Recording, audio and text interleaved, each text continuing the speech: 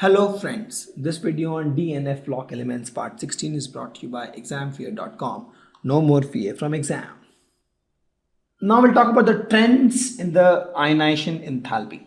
What is ionization enthalpy? Ionization enthalpy is nothing but the minimum energy required to remove one electron to infinite distance from the atom or nucleus in the gaseous state.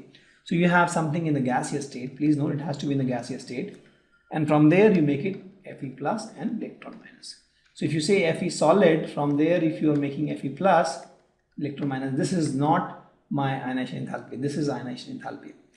Actually from Fe solid you have to apply some heat to make it Fe gas, and then from the gas you can actually pull out from the electron. So this part is ionization enthalpy, IE, and this part is atomization.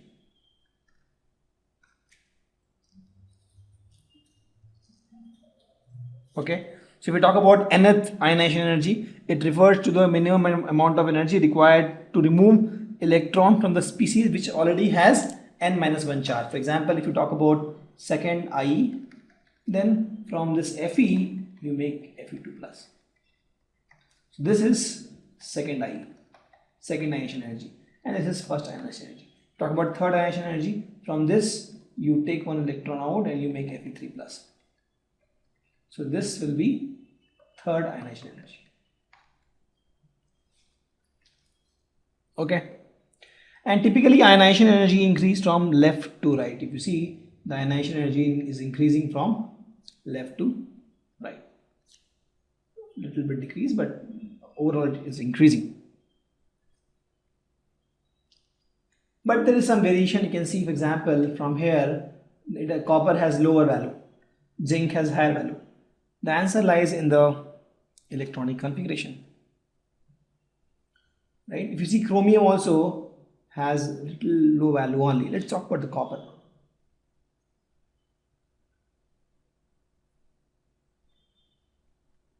Copper is 3d10 4s1. We lose one electron, it will become 3d10.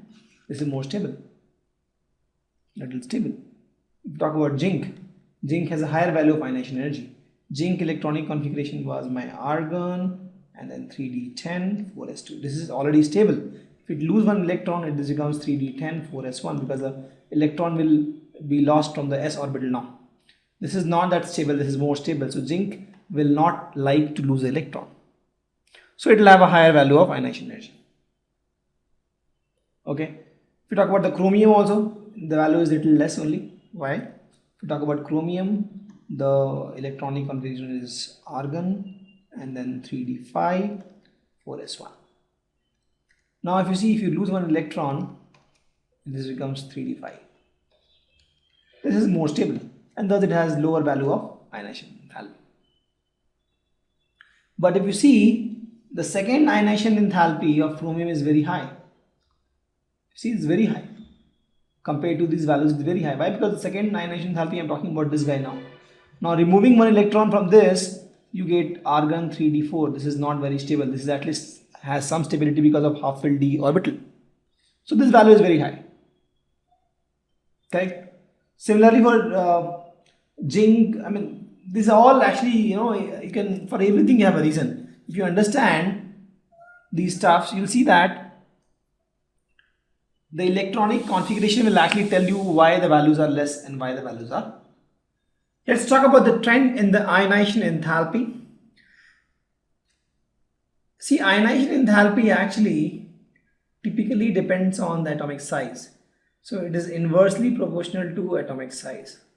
Smaller is the size, higher is the ionization enthalpy. Because smaller is the size, it is difficult to pluck electron. But actually, it is not the atomic size which actually governs ionization energy.